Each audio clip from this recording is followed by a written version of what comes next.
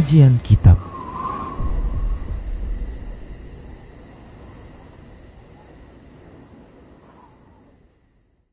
Assalamualaikum warahmatullahi wabarakatuh.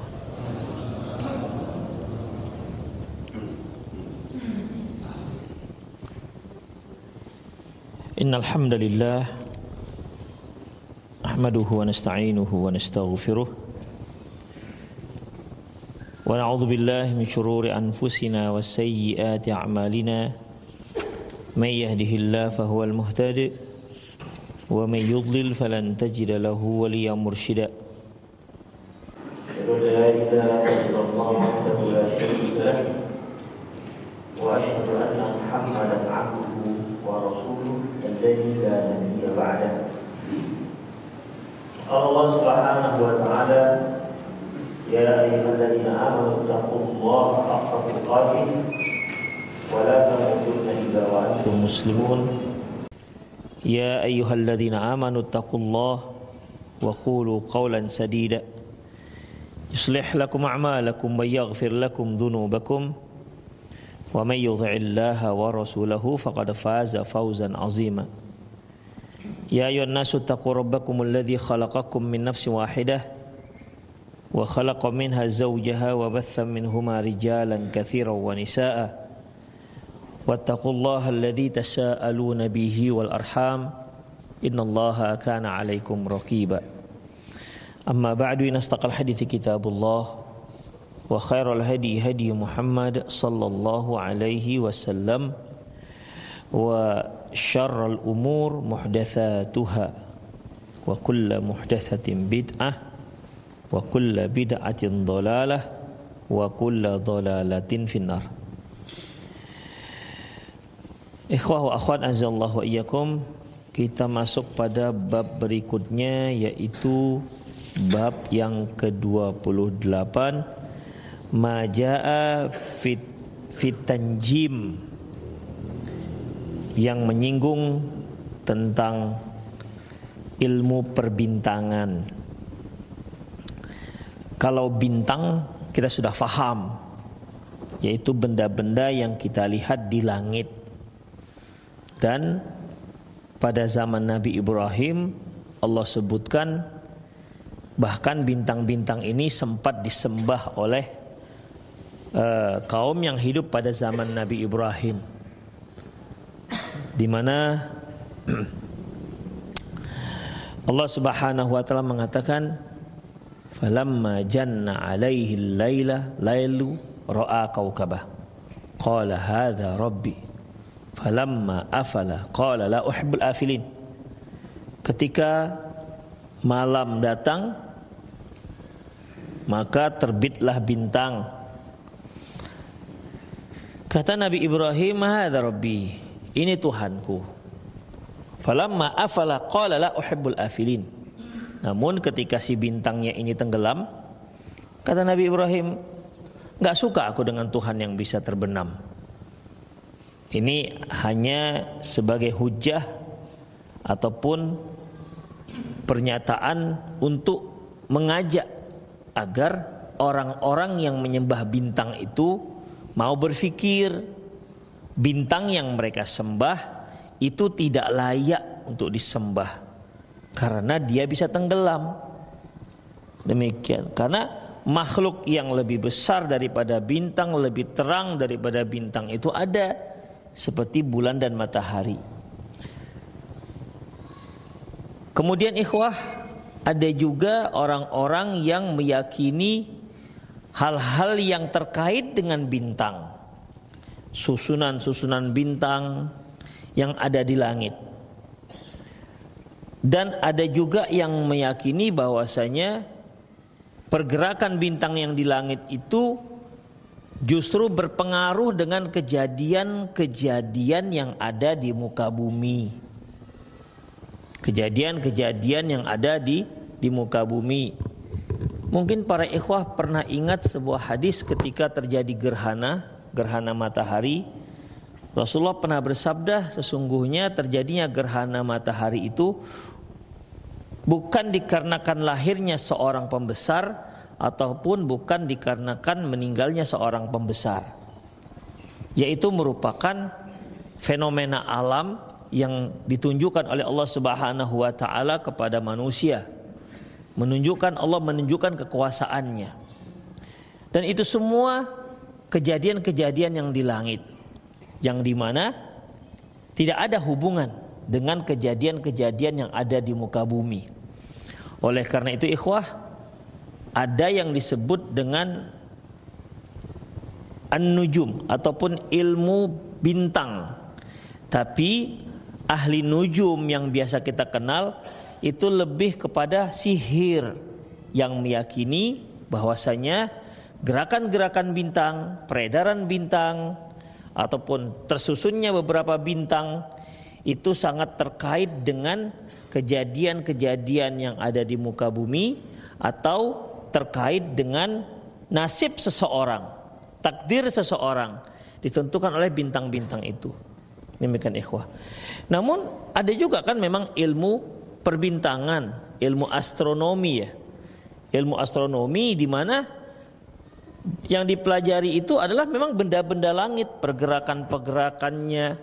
Bahkan sekarang sudah ditemukan lagi planet yang kalau dulu waktu saya masih SD, planet yang paling jauh Pluto kan. Nah, sekarang sudah temukan beberapa planet lagi. Artinya mereka mengamati angkasa, ya, bagaimana pergerakannya, orbitnya, termasuk juga meteor-meteornya, tapi sama sekali tidak mengkaitkan dengan kejadian-kejadian yang ada di muka bumi. Itu ikhwah.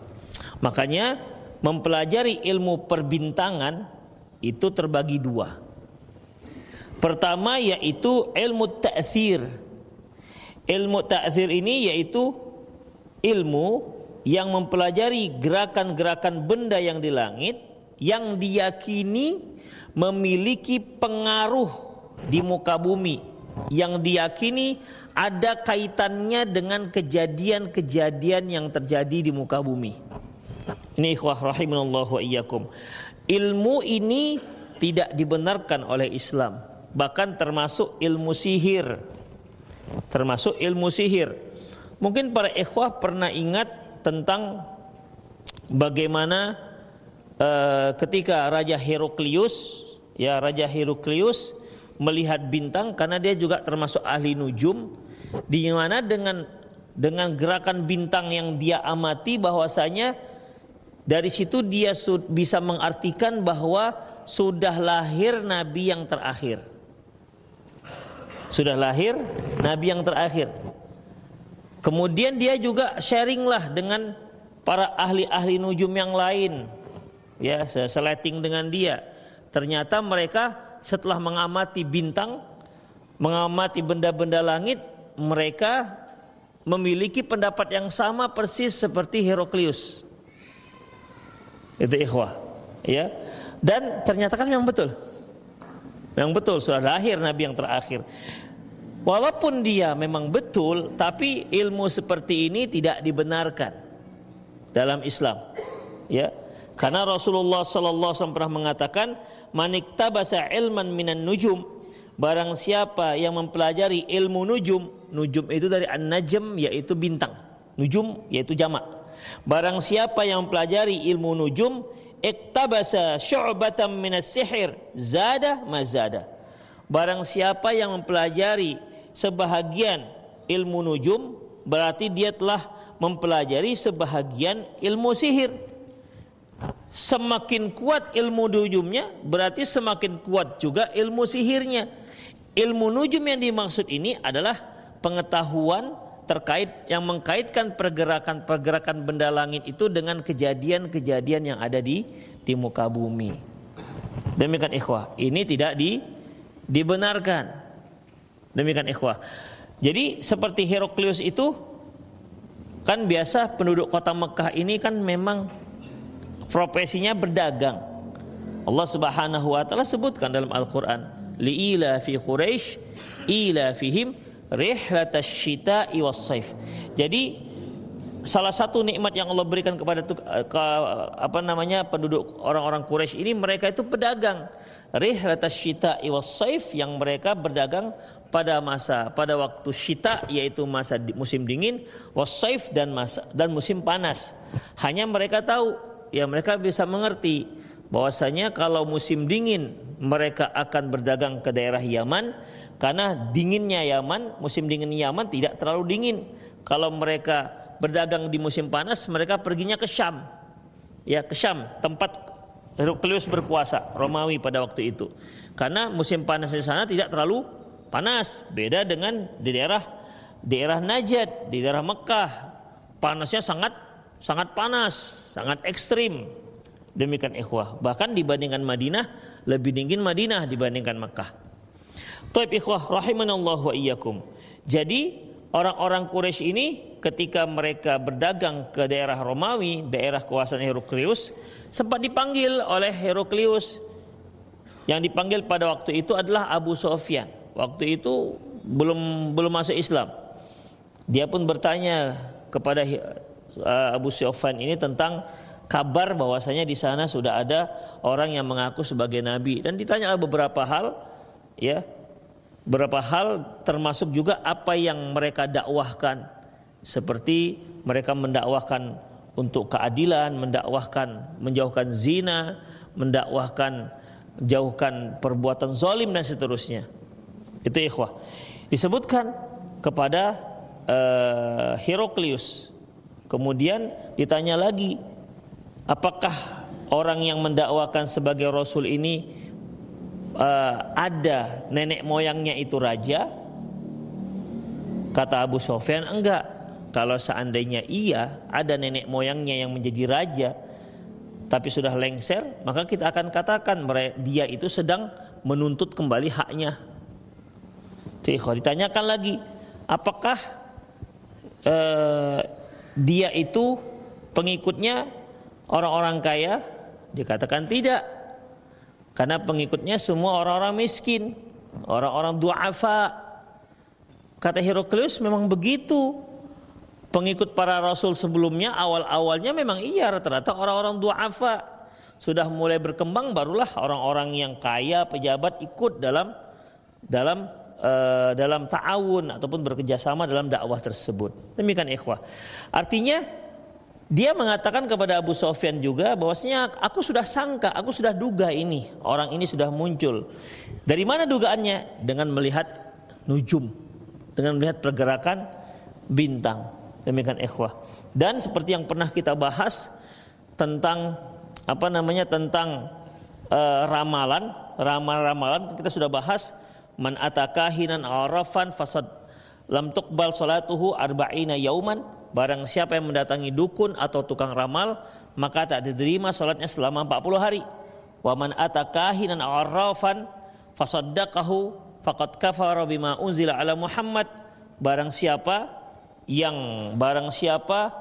yang mendatangi dukun atau tukang ramal lantas dia percayai, faqad kafara bima unzila ala Muhammad, berarti telah kafir terhadap apa yang diturunkan kepada Rasulullah sallallahu alaihi wasallam. Di situ ada tukang ramal, di mana memang ikhwah pada zaman sebelum Rasulullah lahir, ini peramal-peramal ini ramalannya cukup akurat. Ramalannya cukup akurat karena kaki tangannya ataupun anak-anak buah mereka yang bekerja sama dengannya mereka adalah jin. Jin ini yang sering mendengar-dengar berita-berita langit. Lantas dia beritakan kepada bawahannya, kaki tangannya, di antaranya itu para dukun. Makanya sering cocok antara yang diramal dengan yang kejadian, karena mereka mencuri berita langit. Tapi di saat Rasulullah SAW lahir, maka tidak dibolehkan lagi, ya, dijaga langit. Wa anna kunna naq'udu minha maqa'ida lis-sam' faman yastami' al-ana yajid lahu shihaban rasada. Wa anna kunna naq'udu minha maqa'ida lis-sam'. Kami dahulu ada tempat duduk kami di langit. Maksudnya mau sambil curi-curi berita langit. Faman yastami' al-ana yajid lahu shihaban rasada. Tapi sekarang yang mau berani mencuri-curi akan dilempar dengan bintang api. Demikian ikhwah. Makanya tidak seakurat dulu. Kalau dahulu tukang-tukang sihir luar biasa ikhwah. Sampai puncaknya yaitu pada zaman Nabi apa? Nabi Musa. Itu puncak kejayaan sihir. Ya, puncak kejayaan sihir. Itu ikhwah pada zaman Nabi Musa, di mana tukang-tukang sihir ini semakin hebat sihirnya, maka dia semakin dekat dengan Fir'aun, menjadi orang-orang yang terdekat Fir'aun. Itu ikhwah. Makanya ketika Nabi Musa alaihissalam melempar tongkatnya menjadi ular, itu dianggap sihir oleh Fir'aun. Ketika itu Fir'aun mengatakan, qala aji'tana litukhrijana min ardina bisihrika ya Musa falana'tiyannaka bisihrin mithlih faj'al bainana wa bainaka maw'idan la nukhlifu anta wala nahnu la nukhlifu anta wa anta la nukhlifu nahnu wala anta makan suwa. Kata Fir'aun, Musa, kamu datang kemari mau mengeluarkan kami dari Mesir dengan sihir kamu. Kalau gitu kita akan janjian saja, kita akan tanding. Jadi tandinglah tukang-tukang sihir, buat janjian tanggal berapa, hari apa, ya. Nanti akan kita berhadapan kamu dengan tukang-tukang sihir. Luar biasa ikhwah. Kata Nabi Musa, qala mau'idukum yaumuz zinah wa ayyuhsyaran nas duha. Bahwasanya pada hari zina, hari berhias. Jadi Allahu alam, kemungkinan maksudnya hari zina ini hari perhiasan, hari raya mereka. Wa ayyuhsyaran nas duha, dan kamu kumpulkan semua manusia untuk melihat, masyarakat kamu kumpulkan semua untuk melihat pertandingan ini. Itulah ikhwah rahimanallah wa iyyakum. Artinya ilmu sihir yang top. Di antara ilmu sihir yang top itu bukan hanya terkait dengan masalah urusan kerjasama dengan jin, santet menyantet, kemudian bukan hanya itu, tapi terkait juga dengan tukang ramal, dan juga terkait dengan ilmu-ilmu pergerakan bintang. Ini yang disebut dengan ilmu ta'thir. Ta'thir itu artinya ada pengaruh, berpengaruh. Jadi pergerakan-pergerakan bintang yang ada di langit itu diyakini memiliki pengaruh terhadap kejadian-kejadian yang ada di muka bumi. Itu ikhwah, kejadian-kejadian yang ada di muka bumi. Kemudian ikhwah rahimanallah wa iyyakum, kalau kita lihat di Indonesia, ya, ilmu ini ya seperti ilmu zodiak lah, yang kan sudah lama sekali. Saya semenjak kecil sudah ada ini ilmu zodiak ini. Bahkan sempat tren masing-masing orang itu bukan hanya tahu tanggal, bukan hanya tahu tempat tanggal lahir dan tahun lahir, tapi dua sekalian dia mengetahui apanya? Biasanya kalau biodata, nama, tempat tanggal lahir, kemudian iya, bintangnya. Itu dia. Dan ini selalu ditanya. Tapi sekarang sepertinya udah nggak tren lagi, ya, nggak happening lagi, udah nggak laku. Tapi dulu sempat. Pokoknya kalau sudah ditanya, yang ditanya nama, kadang-kadang pun tempat dan tanggal lahir nggak lagi ditanya. Paling ditanya usia, kemudian bintangnya apa. Itu dia. Bintangnya apa. Jadi itu dianggap satu tren pada waktu itu, terutama di kalangan anak-anak muda. Demikian ikhwah. Oleh karena itu, majalah-majalah yang ada mencantumkan bintang-bintang, ya, zodiak di majalahnya, itu pembahasan yang cukup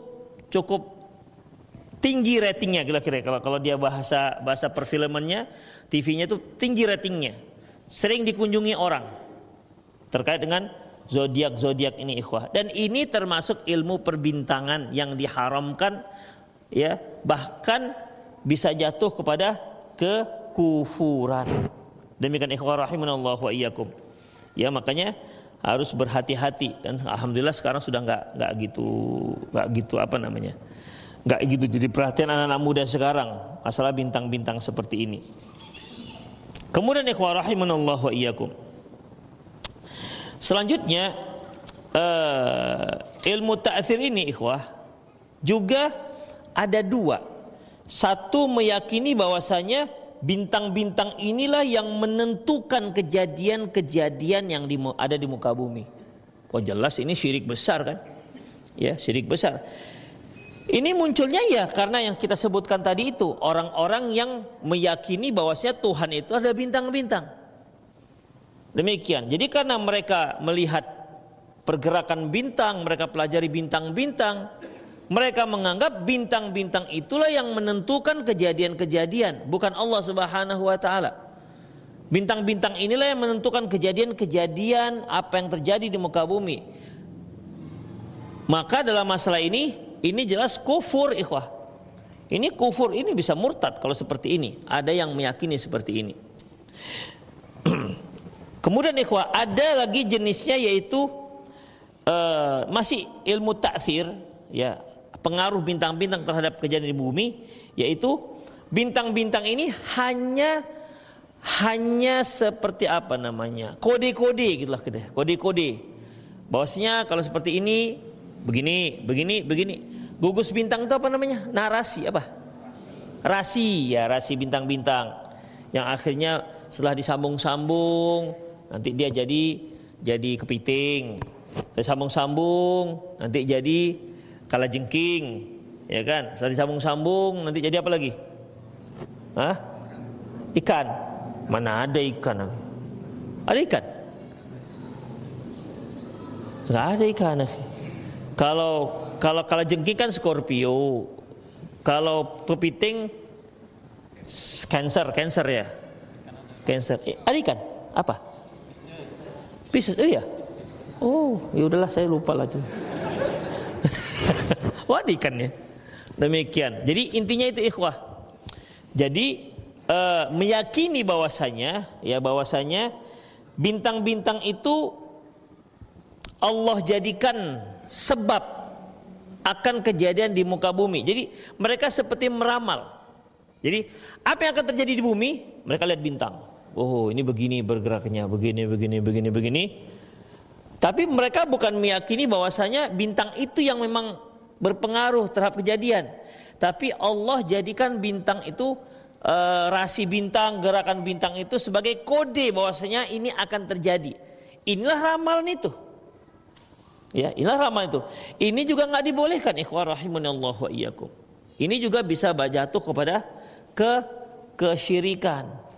Bisa jatuh kepada kesyirikan. Allahu alam, juga mungkin bisa juga termasuk tatayyur, kan? Di mana tidak ada hubungan antara bintang-bintang itu dengan apa yang akan terjadi. Itu ikhwah. Jadi dalam masalah ini tentunya dua hal ini yang termasuk dalam kategori ilmu ta'thir, ilmu perbintangan yang dimaksud ilmu ta'thir, ini dua-duanya tidak dibolehkan. Hanya yang pertama tadi itu lebih dahsyat karena mereka tidak meyakini adanya Allah di situ. Itu semua bintang yang ngatur. Ini jelas kufur besar, ikhwah. Ya, ini jelas kufur, murtad orang seperti ini. Adapun yang kedua, ikhwah, Allah jadikan bintang-bintang itu sebagai kode-kode, sebagai tanda-tanda akan terjadi sesuatu. Makanya inilah ilmu nujum menebak ataupun meramal kejadian-kejadian yang akan terjadi di muka bumi. Ini juga nggak dibolehkan. Ya, barang siapa mempercayainya, man atakahina arafan, barang siapa yang mendatangi dukun atau tukang ramal. Tukang ramal ini umumnya yang dia kaji adalah yang di langit. Kan berbagai macam tukang ramal. Ada yang dilihatnya garis tangan. Ada apa lagi? Pengalaman apa? Kartu. Oh iya, ada yang pada kartu pakai kartu Jawa itu biasanya. Yang kartu teki gitu kan. Demikian. Ada yang pakai bintang, pakai bola kaca, demikian. Itu ikhwah, itulah dia lihat. Ada yang lihat pakai macam-macam, ikhwah. Itu semua ramalan-ramalan. Kalau mereka meramal, dia dinyatakan sebagai tukang ramal, kita datang ke sana, walaupun kita tidak mempercayainya atau kita hanya sekedar iseng, maka itu sudah menyebabkan sholat kita nggak diterima selama 40 hari. Apalagi kalau sampai kita membenarkannya, maka faqad kafara bima unzila ala Muhammad, maka dia telah kafir terhadap apa yang diturunkan terhadap Muhammad. Makanya sering saya ingatkan bahwasanya jangan sekali-sekali membaca itu zodiak. Karena kalau antum baca zodiak berarti sama, artinya antum sudah mendatangi tukang ramal. Demikian. Itu namanya sudah mendatangi tukang ramal. Kalau ada misalnya tayangan di televisi perdukunan, matikan. Karena kalau antum masih di sana kan sempat katanya ada yang pakai di kaca-kaca gitu ya. Pernah antum lihat? Elah, aku. Demikian. Iya, jadi dia di kaca. Ayo, tangannya ditaruh di kaca televisi, kan pernah dulu. Udah lama sih gitu, 7 tahun 8 tahun yang lalu.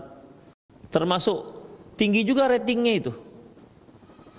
Di televisi apa, Allahu alam, lupa saya. Jadi sempat itu nanti masing-masing dia tak akan tebak, demikian. Ini termasuk melihat acara dukun itu juga termasuk, ikhwah. Maka jangan ikut di sana. Karena mendatangi, ya. Kemudian ikhwah rahimani Allah wa iyyakum, termasuk juga tadi itu membaca zodiak-zodiak. Itu bahkan bisa masuk syubhat, ikhwah. Kan biasanya zodiak-zodiak ini dikaitkan dengan bulan lahir kan. Bulan lahir. Kalau bulan 7 itu Virgo misalnya. Udah. Kalau dia lihat Virgo sekian Agustus sampai sekian September misalnya. Ditengoknya misalnya untuk bulan ini ekonomi Anda agak seret. Kalau seandainya memang kebetulan sama, apa nggak masuk syubhat? Betul juga ya. Mana gitu ikhwah. Betul juga ya. Gara-gara baca tadi itu, asmara Anda semakin hangat. Betul kali. Anak Anda melawan. Pas sekali. Ya namanya juga ikhwah, cepat masuknya. Makanya jangan dibaca. Jangan dibaca. Kalau sampai kok betul ya? Nah, itu berarti masuk nanti jatuh pada fasaddaqahu. Berarti dia membenarkan. Kok betul ya? Kok pas ya? Itu ikhwah. Jadi fasaddaqahu. Jadi mudah sekali ikhwah. Ketika kita sudah sampai ke datangi dukun yang mungkin awalnya hanya iseng, ternyata ada 1-2 yang persis sama. Betul, kena kita jadinya. Demikian ikhwah. Makanya orang yang mendatangi itu kemungkinan besar bisa mempercayai. Karena kan intinya setan-setan ini mengajak orang ke dukun-dukun dan tukang ramal kan memang mau membuat mereka jadi kufur. Ya kan? Membuat mereka jadi kufur. Misalnya kita ada niat, saya iseng lah mau ke sana gitu kan. Ya kan bisa saja jinnya itu memberitahu si tukang dukun ini, tukang ramal ini. Begitu duduk dia walaupun iseng gitu kan, jinnya kasih tahu dia sarapan pulut pakai pisang goreng. Kan bisa aja si jin kan tahu. Bapak tadi pagi sarapan kan? Apa Pak? Sarapan pakai pulut pakai pisang goreng. Kok betul ya? Paten ini berarti guru. Udah, paten nih. Itu kan dalam hati tuh walaupun nggak dibilang. Paten ini. Terus Anda belum mandi kan? Tahu kali. Demikian. Istri Anda lagi ngambek kan? Itu kan hal-hal yang bisa dikasih tahu jin, ikhwah. Ya. Jin itu kan cepat dia bisa berpindah. Seperti Nabi Sulaiman mengatakan ketika dia mengetahui bahwasanya di Sabak itu ada Ratu Balqis dan dia punya singgasana yang megah, apa kata Nabi Sulaiman? Ya ayyuhal mala'u may ya'tini bi'arsyiha qabla ayyatuni muslimin. Wahai tentara-tentaraku, siapa yang bisa mendatangkan tuh singgasana si Balqis bawa kemari? Dari Yaman, Sabak itu daerah Yaman. Nabi Sulaiman di mana kerajaannya? Palestina, di Yerusalem, di Aqsa. Ya. Siapa yang bisa mendatangkan, membawa itu singgasana si Balqis kemari? Qala ifritum minal jinni ana atika bihi qabla ayya an taquma min maqamik. Kata jin ifrit, saya bisa.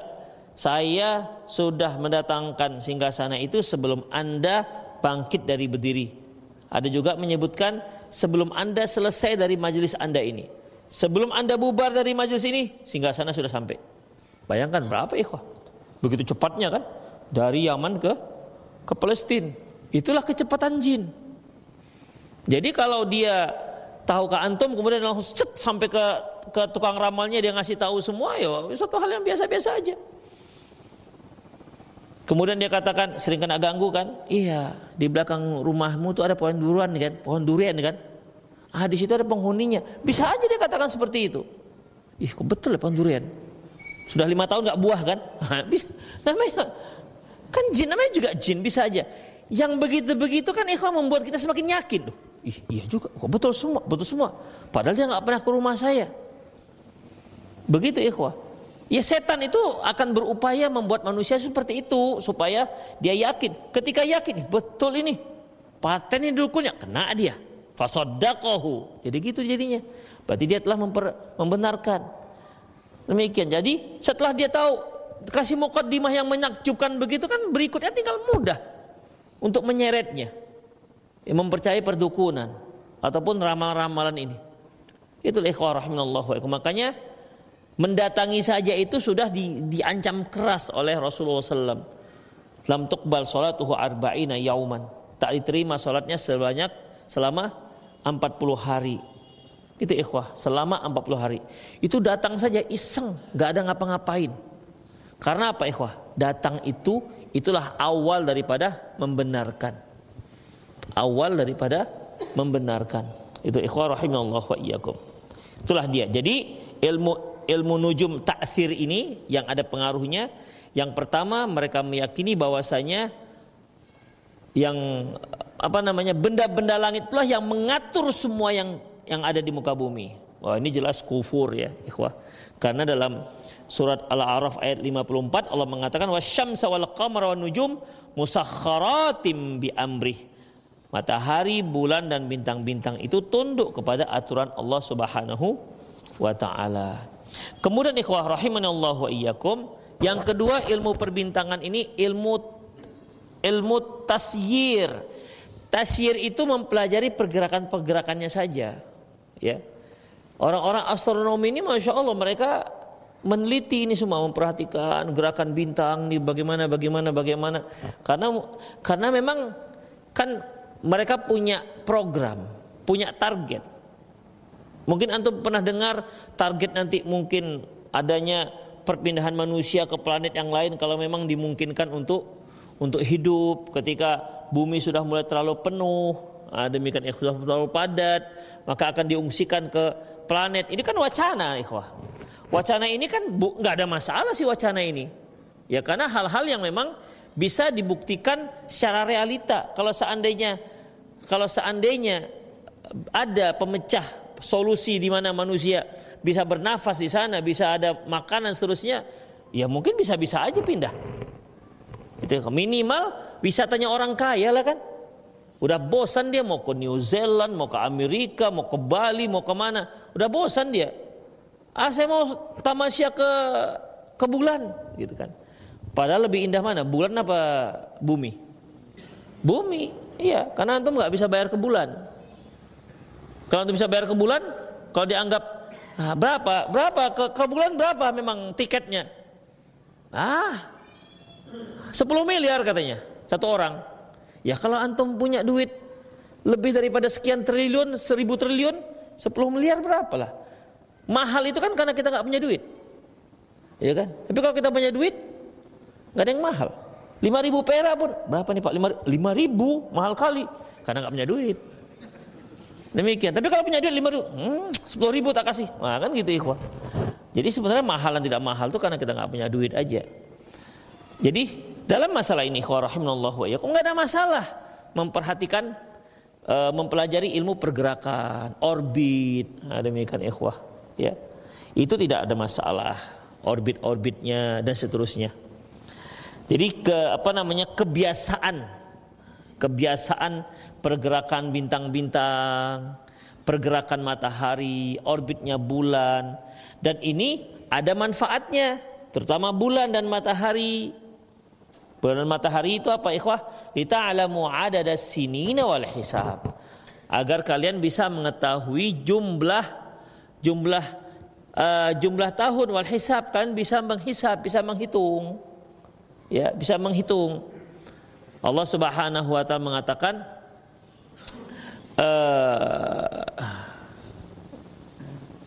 apa ayatnya? Allahu Akbar. Lupa. Di situ Allah mengatakan bahwasanya Allah menciptakan dalam setahun itu 12 bulan. Apa pangkal ayatnya? Allahu Akbar. Ya udahlah, nanti kita ingat-ingat. Ya. Jadi ini namanya ilmu tasyir, maknanya mempelajari pergerakan-pergerakannya. Dan bagi mereka yang senang dengan ilmu ini, ya memang bagi mereka asyik mempelajari ini. Ya. Mereka teropongin satu persatu begitu, ini gerakannya kemana, itu ikhwah. Apalagi sekarang satelit yang semakin kuat, semakin banyak, ya kan, bukan hanya untuk kebutuhan meteorologi dan geofisika, juga terkait dengan masalah persenjataan, terkait dengan masalah mata-mata, itu ikhwah. Jadi masalahnya sekarang kompleks di sana, di angkasa sana, dan itu tentunya dengan memperhatikan angkasa-angkasa. Orang-orang yang memang gemar dengan memperhatikan tasyir tadi itu, nggak ada masalah, ikhwah. Akhirnya nanti Amerika punya NASA-nya, Cina punya apanya? Cina punya apa? Jal. Kalau Amerika NASA, Cina punya apa? Nggak tahu, sama dengan saya.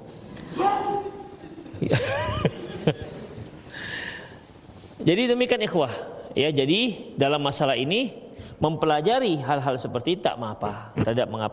Allah Subhanahu wa taala firman dalam surat Yunus ayat 5, "Walladzi ja'ala asy-syamsa dhiya'a wal qamara nura." Dialah yang telah menjadikan matahari itu dia, bercahaya, wal qamara nura. Antara dia dengan cahaya, dia dengan nur itu sama, ikhwah. Antara dia itu bersinar, wal qamara nura, dan bulan itu cahaya. Kenapa dia bedakan? Kenapa Allah bedakan antara matahari disebut dia dan bulan dengan nur, padahal sama-sama mengeluarkan cahaya? Demikian ikhwah. Dan ternyata memang beda. Kalau dia itu dalam bahasa Arab memang bendanya itu mengeluarkan cahaya. Ini dia namanya. Itu dia. Tapi ketika dia bercahaya dikarenakan pantulan dari cahaya benda lain, dikatakan nur. Itu dia. Dan ternyata yang betul kan, bulan itu tidak punya cahaya, bulan itu tidak menghasilkan cahaya. Cahaya yang ada pada bulan itu adalah cahaya pantulan dari cahaya matahari. Makanya Allah mengatakan huwallazi ja'ala syamsa dhiya'an wal qamara nura. Bayangkan ikhwah, waktu itu belum ada orang ke antariksa sana sehingga mengetahui bahwasanya bulan ini nggak punya cahaya. Ya, bulan nggak punya cahaya. Kalau bintang-bintang gimana? Dia apa nur? Hah? Bisa dia, ikhwah. Karena kan kalau di angkasa ini kan seperti bumi itu dia punya orbitnya orbit matahari, ya kan? Matahari. Atau ini yang disebut nanti dengan sekelompok yang orbitnya matahari disebut dengan Bima Sakti. Yang Bima Sakti ini banyak lagi yang seperti Bima Sakti yang lainnya, bentuk-bentuk yang lain. Sebegitulah luasnya ruang angkasa itu. Itulah ikhwah yang mereka selidiki, ya, itulah yang mereka selidiki. Itu ikhwah. Jadi dalam masalah ini ternyata Al-Qur'an juga sudah memberi clue-nya bahwasanya kalau matahari itu memang cahaya sendiri, tapi bulan nggak cahaya, dia nggak bercahaya, dia tidak menghasilkan cahaya. Allah katakan dengan sebutan nur. Jadi nur itu bercahaya, tapi dia nggak menghasilkan cahaya. Cahayanya dari pantulan, ya, cahayanya dari pantulan. Misalnya kalau antum lihat itu, misalnya apa ya? Nih stainless ini bercahaya. Nah itu namanya nur. Kenapa? Dia kan pantulan cahaya. Itu ikhwah. Itulah dia. Di Al-Quran disebutkan ikhwah. Ya. Pada waktu itu belum ada ilmu antariksa. Pada waktu itu belum ada ilmu perbintangan dengan artian mengamati bagaimana pergerakan-pergerakan bintang. Kalaupun sudah ada ilmu nujum, ya, ilmu pergerakan bintang yang mereka itu meyakini punya pengaruh terhadap kejadian-kejadian di muka bumi. Kemudian wa qaddarahu manazila, dan Allah Subhanahu wa taala telah tetapkan tempat-tempat orbitnya lita'lamu adadas sinina wal hisab, agar kalian mengetahui bilangan tahun dan perhitungan waktu. Ma khalaqallahu dzalika illa bil haqq, dan Allah tidak ciptakan itu semua kecuali dengan kebenaran. Yufassilul ayati liqaumi ya'lamun, dan Allah menjelaskan tanda-tanda kebesarannya bagi orang-orang yang mengetahuinya. Itu ikhwah rahimanallahu wa iyyakum. Jadi dengan adanya orbit-orbit itu dipelajarilah, muncullah yang namanya ada bulan, ada tanggal, ya ada tanggal, ada ada tahun. Seperti misalnya, kenapa dikatakan 1 tahun itu harus 12 bulan? Nah, itu kan setelah ada penelitian dan Al-Quran ditetapkan. Kenapa 1 minggu itu 7 hari? Kalau 1 bulan, kalau 1 tahun itu kan ikhwah, bumi beredar 1 kali kan, mengedari matahari. Kalau 1 bulan, bulan mengedari matahari, mengedari bumi 1 kali putar. Kalau seminggu, mana yang diputar? Apa yang diputar? Perlu pertanyaan diulang? Enggak kan? Kalau seminggu dapat dari mana tuh 7 hari itu? Hah? Malam dan siang itu kaitannya nanti dengan hari, dengan bulan bisa, dengan tahun juga bisa. Kenapa nggak dibuat saja 1 minggu itu 8, 9 biar banyak sikit. Jadi kalau 1 minggu itu 10 hari kan berarti kan kita ngajinya 10 hari sekali. Kan lumayan, banyak libur. Kalau kita buat satu pekan itulah hanya 5 hari, berarti kan semakin rapat tuh kajiannya. Karena 5 kan. Harinya misalnya Senin, Selasa, Rabu, Kamis, Jumat, Sabtu. Senin, Selasa, Rabu, Kamis, Jumat. Senin, Selasa, Rabu, Kamis, Jumat. Kalau kita ngaji malam Rabu berarti kan setiap 5 hari sekali kita ngajinya. Kenapa nggak Allah buat aja 15 hari 1 pekan? Jadi ngajinya setiap 15 pekan sekali. Ya kan itu nggak capek-capek datang, ya kan, banyak. Tambah males. Demikian ikhwah. Jadi yang seminggu, dan ini memang ini ini sudah disepakati. Islam menyepakatinya, orang-orang Romawi menyepakatinya tentang 7 hari ini. Itu ikhwah, dengan 7 hari ini. Allahu a'lam bishawab. Ya, ini semua hasil pelajaran-pelajaran yang mengkaitkan dengan orbit-orbit perbintangan itu. Inilah yang disebut dengan ilmu tasyir, dan ini dibolehkan. Allah Subhanahu wa taala firman dalam surat Yasin ayat 39, "Wal qamara qaddarnahu manazil," dan bulan kami tetapkan peredarannya hatta 'ada kal urjunil qadim, hingga dia kembali seperti bentuk tandan yang sudah tua. Artinya kembali dia hilal. Dia muncul hilal. Membesar pertengahan jadilah dia purnama. Kemudian berkurang jadi dia kembali hilal. Hilal apa? Bulan sabit. Kemudian menipis, akhirnya dia pun terbenam. Berarti dia 1 bulan. Nanti muncul lagi, hanya memang yang sering menjadi kontradiksinya terkait tanggal 1-nya. Itu seringnya tanggal 1-nya. Demikian ikhwah rahimanallahu wa iyyakum. Tapi begitulah dia. Ya, dan itu jadi hitungan. Ya, itu menjadi sebuah hitungan yang menunjukkan satu bulan. Itu ikhwah rahimanallahu wa iyyakum.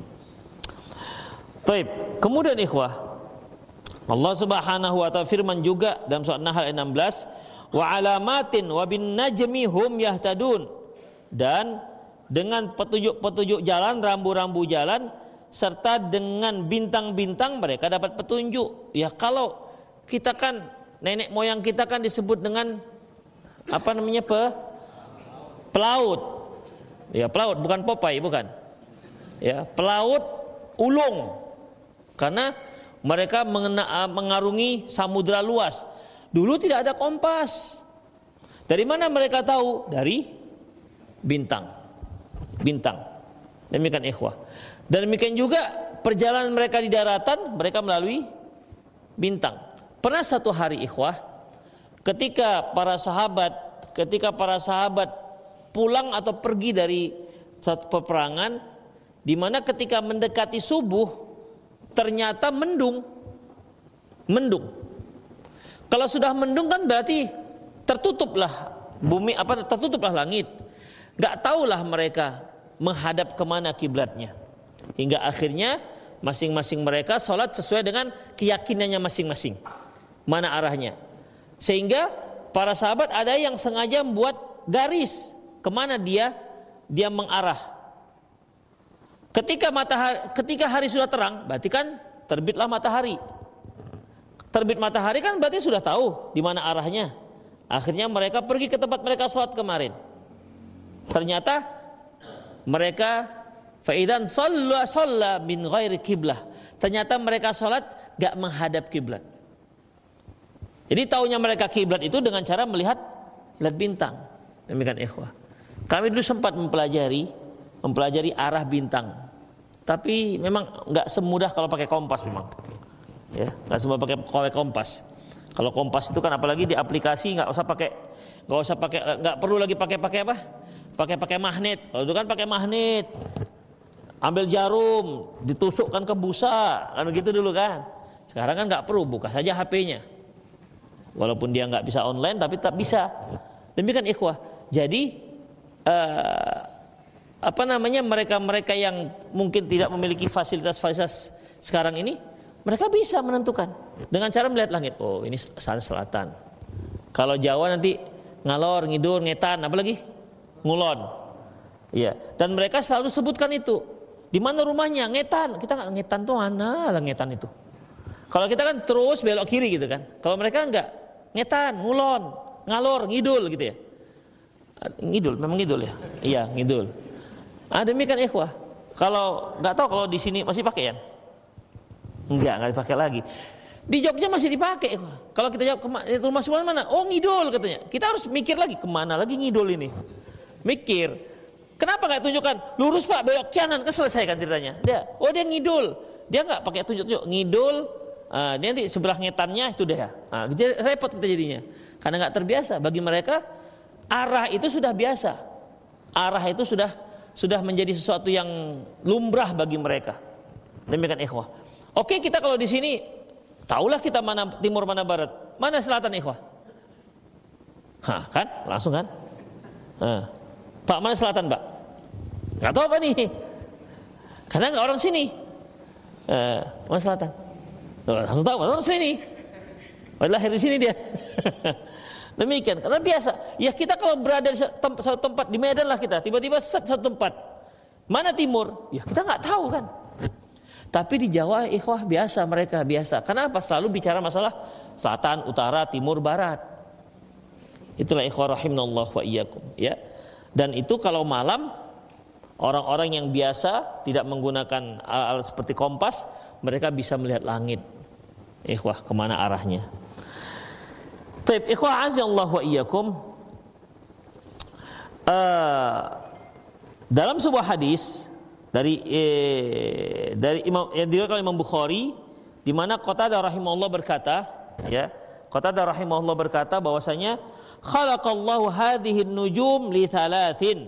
Allah menciptakan bintang-bintang ini tujuannya untuk 3 hal.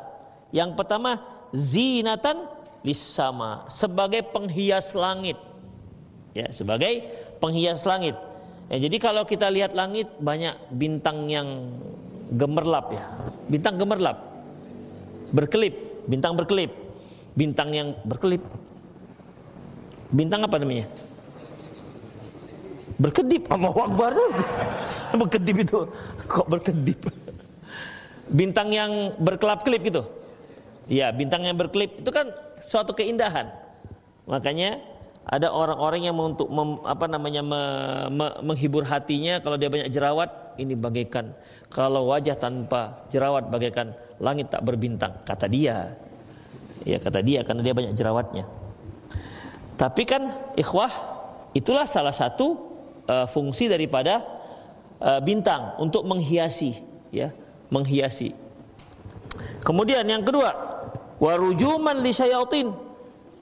yaitu untuk alat pelempar setan seperti yang kita katakan tadi. Ya.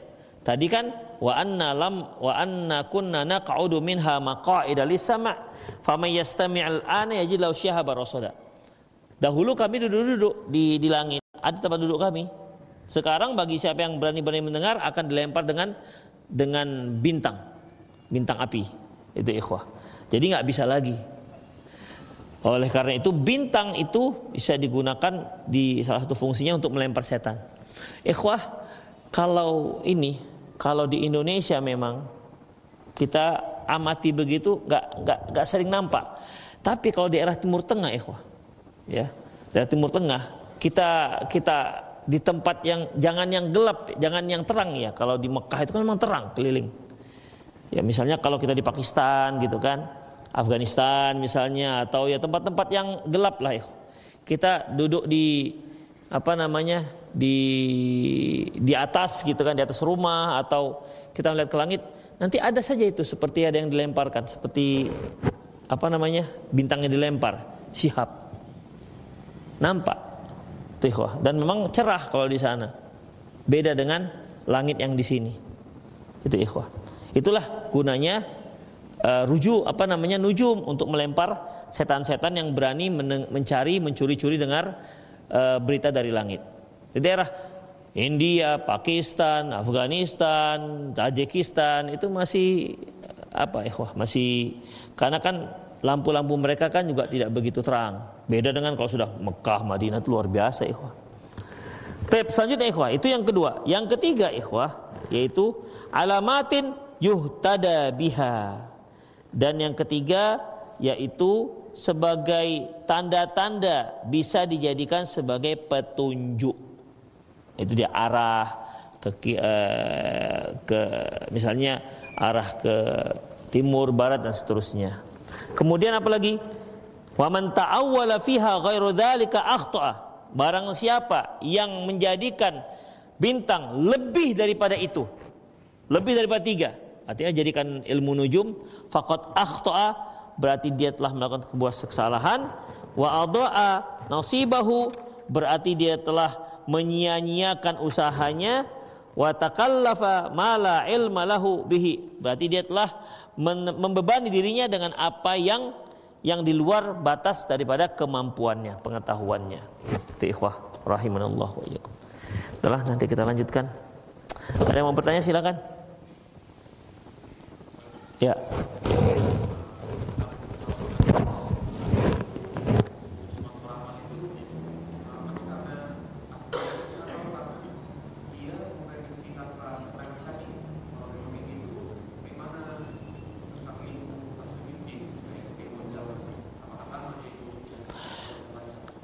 Ikhwah rahimanallah wa iyyakum, mengenai takwil mimpi, ya. Takwil mimpi, ada sebuah buku takwil mimpi yang ditulis oleh Ibnu Sirin. Tapi buku ini itu masih dipertanyakan penisbatannya kepada Ibnu Sirin. Ibnu Sirin seorang ulama top, ya. Ya, termasuk ulama salaf. Tapi penisbatannya dengan ilmu takwil mimpi pada Ibnu Sirin itu masih dipertanyakan. Dengan artian ikhwah rahimanallah wa iyyakum, beda halnya takwil mimpi dengan ramal. Takwil ini kan tafsir. Ya. Tafsir, di mana tafsir itu harus ada data. Misalnya ikhwah, kita katakan misalnya wal mutallaqatu yatarabbasna bi anfusihinna thalathata quru. Wanita-wanita yang ditalak maka dia melangsungkan masa iddahnya 3 kali quru. Quru ini apa maknanya? Apa tafsirannya? Tentu kan harus punya data.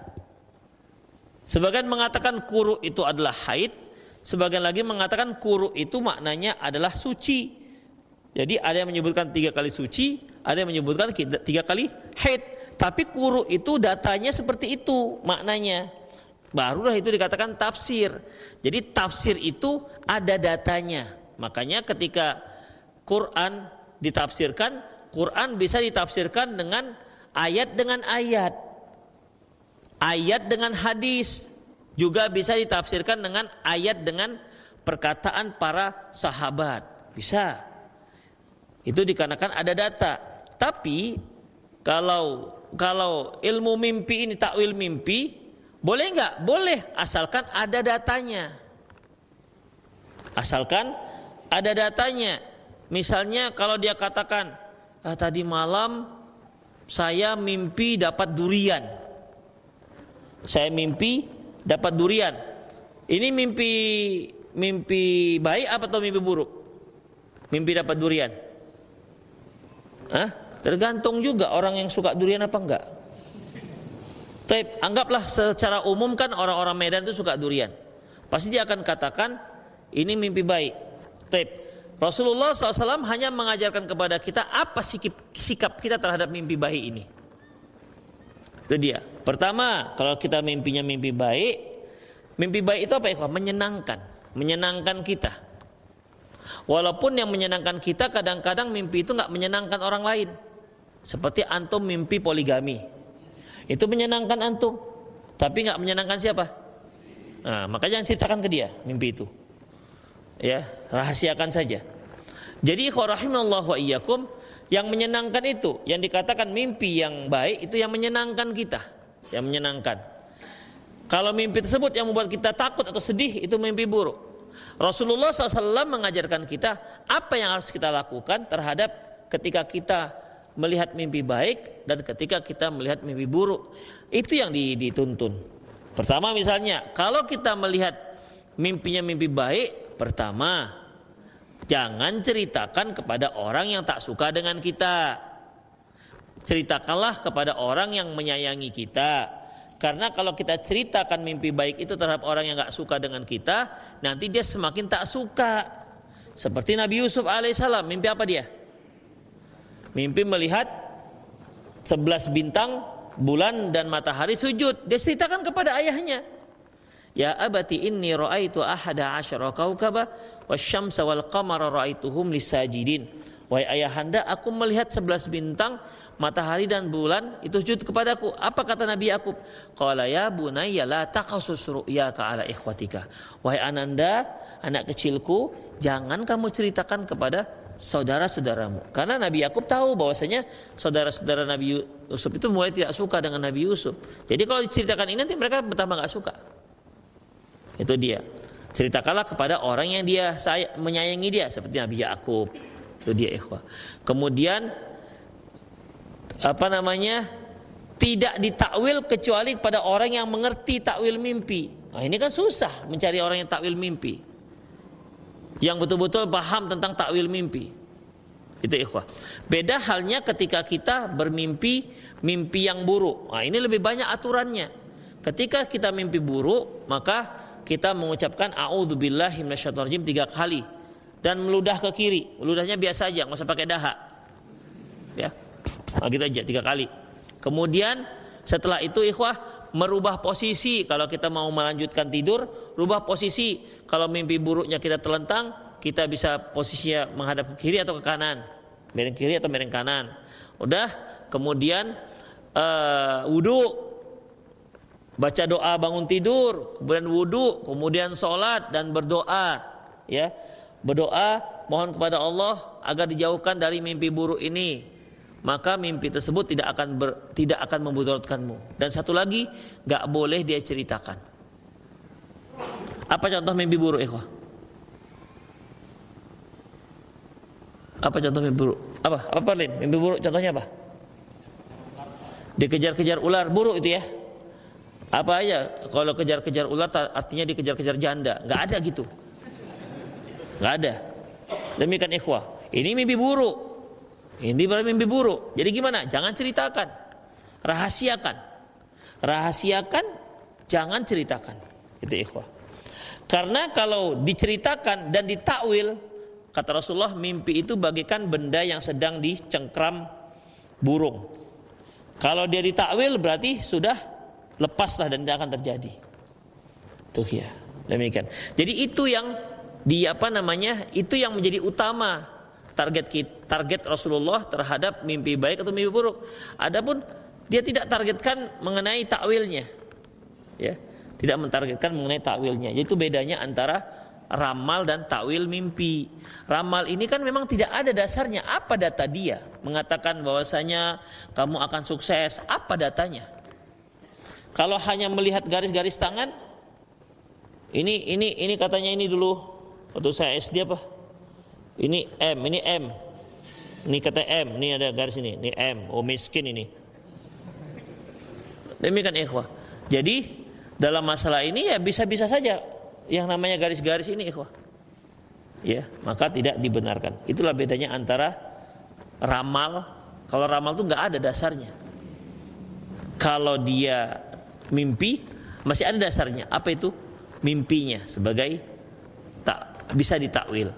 Namun pada orang yang memang ahli mentakwil, nggak boleh pada sembarangan orang. Itu ikhwah. Allahu a'lam bishawab.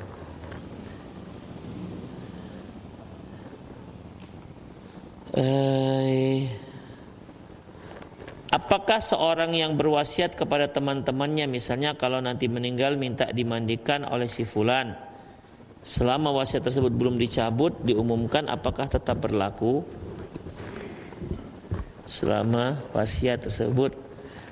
Ikhwah, boleh wasiat begitu ya. Nanti kalau saya meninggal dunia, nanti fulan yang memandikan, itu wasiat dia.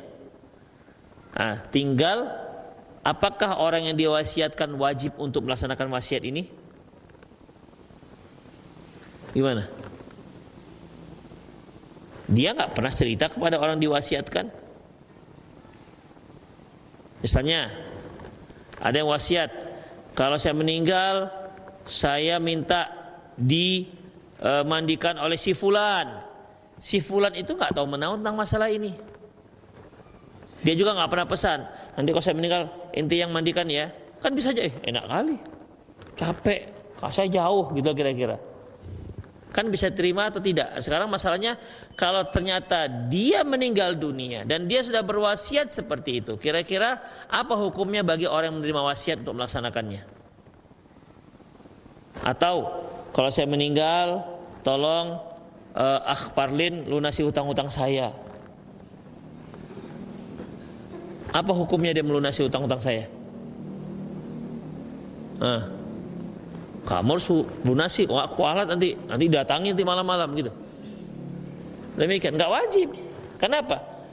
Itu kan tergantung orang yang mau apa tidak. Itu ikhwah. Tapi bolehkah? Boleh, nggak ada masalah. Apalagi misalnya terkait dengan sholat. Jadi para sahabat radhiyallahu anhum, mereka ada berwasiat, seperti Aisyah berwasiat kalau dia meninggal siapa yang menyolatkan, demikian juga Umar kalau dia meninggal siapa yang menyolatkan.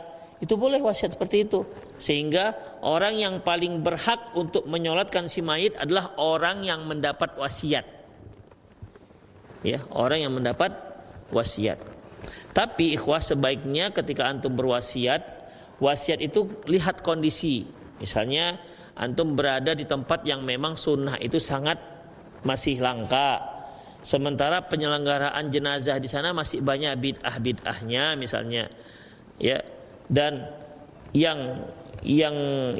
menegakkan sunnah baru sangat sedikit, antum boleh berwasiat, karena kalau nggak berwasiat nanti masyarakat yang melaksanakan dengan cara bid'ah-bid'ahnya.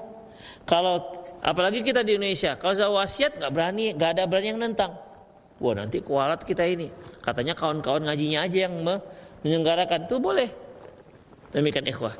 Sama seperti ketika Rasulullah SAW mengatakan bahwasanya innal mayyita la yu'adzabu bibukai ahli. Sesungguhnya mayat itu akan diazab akibat tangisan keluarganya. Aisyah radhiyallahu anha ketika mendengar ini, kata beliau, salah ini, kadzdzaba, artinya salah. Karena Allah mengatakan wala taziru waziratu wizra ukhra. Sesungguhnya seorang tidak akan mengemban dosa orang lain. Ini keluarga yang nangis, kenapa kok si mayit yang diazab? Kan salahnya salah keluarganya. Kenapa diazab?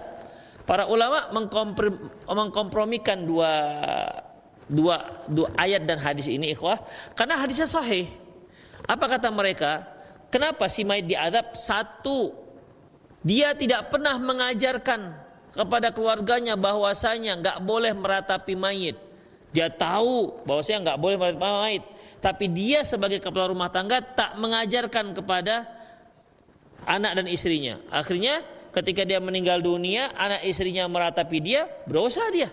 Satu. Yang kedua, dia sudah mengetahui bahwasanya masyarakat di sana kalau ada yang meninggal itu pasti diratapin. Pasti diratapin. Dia tahu nggak boleh, tapi dia nggak pernah berwasiat. Kalau saya meninggal jangan ada yang meratap, nggak ada, untuk pencegahan.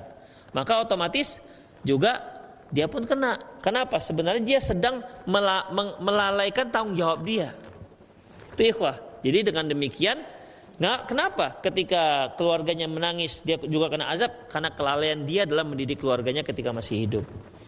Jadi itu juga termasuk kan kesalahan dia. Tidak termasuk dalam kalimat wala taziru ziratu wizra ukhra. Demikian ikhwah. Jadi kalau mau berwasiat boleh silahkan. Tapi sebaiknya ketika antum wasiat, taulah orangnya. Jangan rahasia-rahasia aja. Rahasia-rahasianya dibuatnya. Kalau saya meninggal dunia yang menyelenggarakan, sebutkan fulan. Ada 10 disebutkan. Gak ada ceritakan. Dia meninggal dunia. Meninggal dunia, istrinya mengumumkan, bapak telah berwasiat. Kalau meninggal, maka dia akan dimandikan si fulan. Tempatnya di Riau. Fulan di Aceh. Ya nggak bisa ikhwah, ya nggak bisa seperti itu. Ya orang nggak wajib untuk melaksanakannya. Itu dia. Tapi kalau memang bisa dilaksanakan bagus. Demikian. Allahu a'lam bishawab. Kalau ada yang berwasiat, segera beritahu orangnya. Ya kan bisa saja, oh saya nggak bisa ikut, kan bisa aja seperti itu. Demikian. Allahu a'lam bishawab. Ada yang mau nanya lagi? Ya.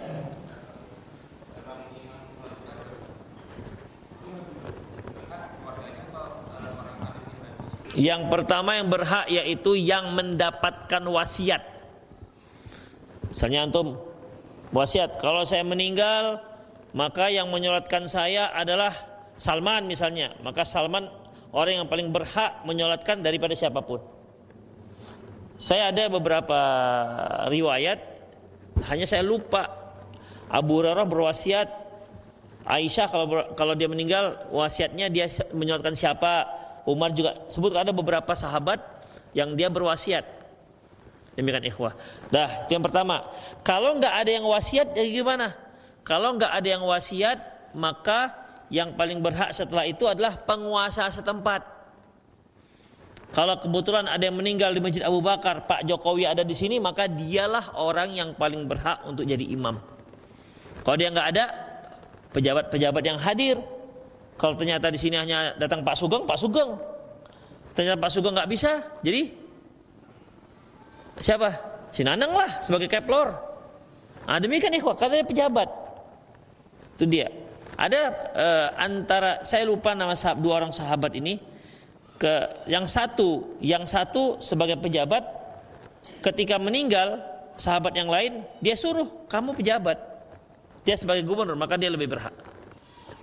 Udah, kalau seandainya pejabatnya nggak ada, mana yang lebih berhak? Yang lebih berhak ya ummukum aqraukum bi kitabillah. Yang mengimami kalian adalah yang paling bagus bacaannya terhadap kitabullah. Itu disebutkan Syekh Al-Albani rahimahullah. Setelah itu baru keluarga. Ya, satu baru keluarga. Demikian ikhwah. Allahu a'lam bishawab. Assalamualaikum Ustaz, berhubungan intim suami istri itu membatalkan puasa. Apa boleh berbuka puasa dengan berhubungan intim? Boleh, silakan. Ya, begitu azan Allahu Akbar, ciat gitu, boleh silakan. Boleh. Karena berbuka puasa itu kan artinya ikhwah, dia membatalkan puasanya, berbuka. Demikian ikhwah, berbuka. Boleh silakan. Ada yang coba silakan, mau coba. Tapi kan itu kan dalam kondisi yang lepoh itu kan. Enggak semangat. Enggak ada kerjaan lah itu ikhwah. Seorang itu kan ketika dia berhubungan dia dalam keadaan prima, tenaga strong gitu kan. Ini di penghujung puasa ikhwah. Allahu Akbar. Yalah bang. Apa jadi itu? Bisa nggak jadi ikhwah? Iya. Tapi mana tahu kan ada orang-orang yang kuat-kuat memang lemas-lemas, tapi yang satu itu nggak lemas-lemas dia. Demikian. Ada memang ikhwah laki-laki yang begitu. Ada beberapa sampai ke saya berita. Jadi dia sakit, memang sakit. Tapi kalau masalah yang satu tuh nggak sakit dia, tetap merdeka terus. Itu memang ada jenisnya. Ada yang memang badannya fisiknya kuat, tapi yang satu tuh lepoh aja bawaannya. Dah macam-macam ikhwah jenis orang. Jadi boleh kalau antum mau seperti ini, tapi ingat adzan dulu, jangan sebelum adzan 2 bulan. Kalau di Ramadan 2 bulan kenanya nanti. Demikian. Jadi masuk dulu waktu sholat, waktu adzan baru lakukan. Dah berbukalah dia. Bacanya apa? Allahumma lakasumtu. Jadi bacanya apa jadinya? Apa Allahumma lakasumtu apa? Dhahabadz dhama'u. Enggak ada dhahabadz dhama'unya di situ. Ya. Apa bacanya ikhwah jadinya? Allahumma jannibna lah jadinya, enggak ada di situ doa buka puasa. Dhahabadz dhama'u wasbabatatul setelah hilang dahaga. Dahaga apa sih kalau enggak ada minum apa-apa? Itu aneh-aneh aja pertanyaannya. Baik, selanjutnya ikhwah. Ada yang mau langsung? Barang siapa yang mendatangi dukun maka sholatnya tidak diterima 40 hari. Jadi bagaimana dengan orang yang tidak sholat? Ikhwah, ketika Rasulullah katakan maka tak diterima sholatnya 40 hari, bukan berarti dia nggak sholat. Kalau dia nggak sholat, lebih parah lagi ikhwah. Lebih parah lagi, sudah nggak sholat nggak terima lagi sholatnya. Itu jadi apa jadinya? 2 kali kena dia. Ini yang nggak terima sholatnya, dia sholat. Dia tidak berdosa gara-gara dia tidak sholat, karena dia sholat. Dia itu sholat tapi nggak ada nilainya sama sekali, nggak terima. Demikian. Kalau orang yang tadi itu jelas double lah, sudah nggak sholat, nggak terima lagi sholatnya, apalagi mau diterima kan? Demikian. Jadi kalau bukan berarti nggak terima sholat. Aduh, kemarin saya ke peramal, udahlah nggak usah sholat lah sama 40 hari, karena toh nanti kalau saya sholat percuma, nggak terima juga, berdosa dia. Dia akan dapat dosa nggak sholat. Ini biasanya pedagang-pedagang yang nanya kayak gini nih. Hitung-hitungannya akurat gitu, hitung akurat. Aduh, panjang sekali. Ada lagi yang langsung silakan. Bis. Ini penyanyi terakhir agak panjang. Tapi ikhwah, sampai sini saja. Semoga bermanfaat. Sudah jam 21.32. Tapi itu saja, semoga bermanfaat. Lebih dan kurang mohon maaf. Aku qouli hadza wa astaghfirullah li wa lakum wa lisal muslimin innahu wal ghafurur rahim. Subhanakallah wa bihamdik asyhadu an la ilaha illa anta astaghfiruka wa atubu ilaik. Wa sallallahu ala nabiyina Muhammad wa ala alihi wa ashabi ajma'in. Wa akhiru da'wana alhamdulillahirabbil alamin. Assalamualaikum warahmatullahi wabarakatuh.